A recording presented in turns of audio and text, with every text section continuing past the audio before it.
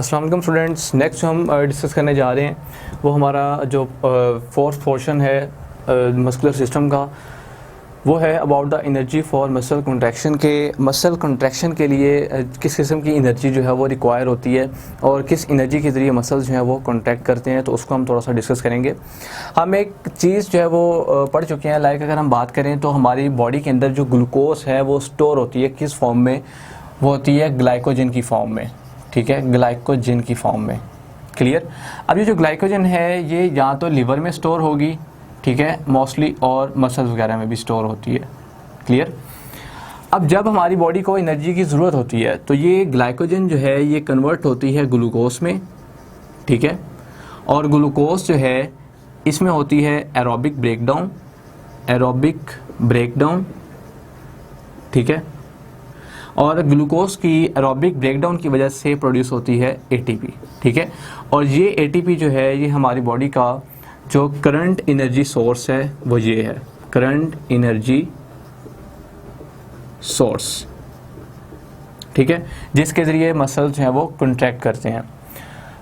Muscles की जो contraction है उसमें जो एनर्जी रोल प्ले करती है वो क्या है, एटीपी। अब सम टाइम इस तरह होता है कि जब हम कोई फास्ट रनिंग परफॉर्म कर रहे हो या कोई एक्सट्रीम एक्सरसाइज कर रहे हो, तो उस कंडीशन में क्या होता है कि जो ग्लूकोज है इसमें एक एडिशनल प्रोसेस स्टार्ट हो जाता है। अब ऐसा होता क्यों है, ये जो प्रोसेस हम डिस्कस करने जा रहे हैं ऐसा होता क्यों है, उसकी वजह ये है कि ये कंडीशन होती है रेस्ट में, ठीक है। ये कंडीशन जो हमने डिस्कस की ये क्या थी, रेस्ट की कंडीशन में। क्लियर। अब हम जो डिस्कस करने जा रहे हैं वो रेस्ट की कंडीशन नहीं है। रेस्ट की कंडीशन में ऑक्सीजन जो है ये फ्रीली अवेलेबल होती है, जिसकी वजह से एरोबिक ब्रेकडाउन होती है और एटीपी जनरेट होती है। अब हम बात करेंगे कि एक्सट्रीम एक्सरसाइज की। अब एक्सट्रीम एक्सरसाइज में क्या होता है कि हमारा जो रिस्पिरेटरी सिस्टम है वो बहुत फास्टली जो है वो वर्क परफॉर्म कर रहा होता है, क्योंकि हमारी बॉडी में ऑक्सीजन की डेफिशिएंसी हो गई होती है। तो अगर हमारी बॉडी में ऑक्सीजन की डेफिशिएंसी होती जाए तो उस नतीजे में क्या होता है कि जो ग्लूकोज है इसकी एन एरोबिक ब्रेकडाउन जो है वो स्टार्ट हो जाती है, एन एरोबिक ब्रेकडाउन स्टार्ट हो जाती है।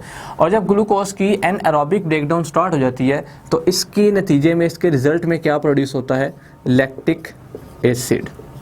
Clear, lactic acid. अब अगर हम देखें तो यहाँ पे जो सोर्स आ रहा था ग्लूकोज से वो आ रहा था एटीपी, ये थी कंडीशन रेस्ट में। जैसे ही थोड़ी सी कंडीशन चेंज हुई, एक्सट्रीम एक्सरसाइज पे गए, तो ग्लूकोज से एनर्जी का जो सोर्स बन गया वो क्या बन गया, लैक्टिक एसिड। तो अब यहाँ से हमें पता चल रहा है कि ग्लूकोज जो है ये दो चीज़ों में कन्वर्ट हो सकती है, और इसके जो कन्वर्ट होने के प्रोसेस हैं वो भी डिफरेंट हैं। दो तरह से इसकी ब्रेकडाउन होती है। एक ब्रेकडाउन होती है aerobic breakdown in the presence of oxygen, और एक होती है एनारोबिक ब्रेकडाउन जो कि एब्सेंस ऑफ ऑक्सीजन में होती है, जब ऑक्सीजन की डेफिशिएंसी अगर हो जाए तो उस नतीजे में क्या बनता है, लैक्टिक एसिड। तो ये तो हमने एक डिस्कस कर लिया ना कि ये हमारे पास एटीपी करंट सोर्स है। अब लैक्टिक एसिड, अब लैक्टिक एसिड अगर इसकी एक्युमुलेशन होती जाए हमारे मसल्स वगैरह में या बॉडी में, तो इससे ख़तरा होता है कि हमारे जो मसल्स हैं उनमें फैटीग हो जाएगी, यानी मसल फैटीग होने के चांसेस बढ़ जाते हैं। क्लियर। तो ये तो एक हमारे पास सोर्स हो गया। अब इसके अलावा अगर हमारा मेटाबॉलिज्म बहुत फास्ट हो उसका रेट, और एटीपी से एनर्जी जो है वो पूरी नहीं हो रही, तो फिर एक और सोर्स होता है एनर्जी का जिसे हम कहते हैं क्रिएटिन फॉस्फेट। क्रिएटिन फॉस्फेट, ठीक है। ये एक ऐसा यानी कि सब्सटेंस है कि जिसमें डबल अमाउंट ऑफ, यानी कि एटीपी से डबल एनर्जी जो है वो क्रिएटिन फॉस्फेट में स्टोर होती है।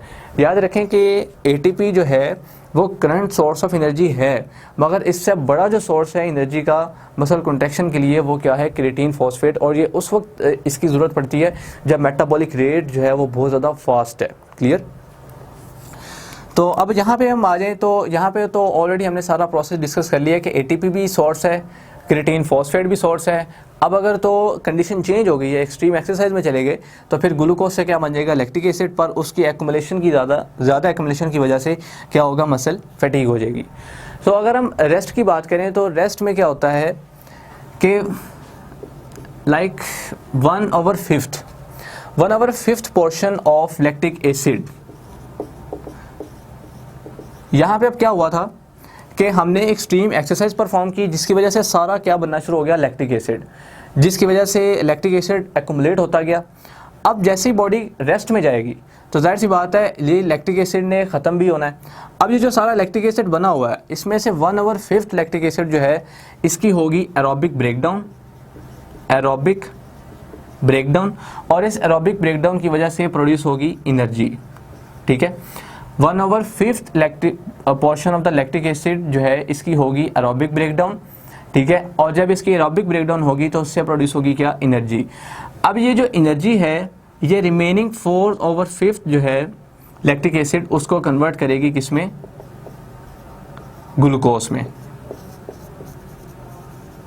ठीक है, तो इस तरह से ये वापस ग्लूकोज में कन्वर्ट हो जाएगा। क्लियर। और अगर तो ये एक्यूमुलेट रहे तो फिर ये चांसेस जो है ये बढ़ जाते हैं। तो ये सारी कंडीशन होती है किस वक्त, जब बॉडी हो एट रेस्ट, नॉर्मल प्लेस में।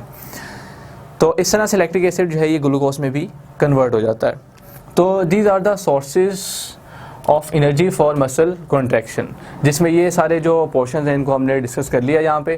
क्रिएटिन फॉस्फेट भी, एटीपी भी, और लैक्टिक एसिड किस तरह से प्रोड्यूस होता है और वापस जो ग्लूकोज में ये किस तरह से कन्वर्ट होता है। तो यहाँ पे ये सारे सोर्सेज जो हमने डिस्कस कर लिए। Okay, thanks.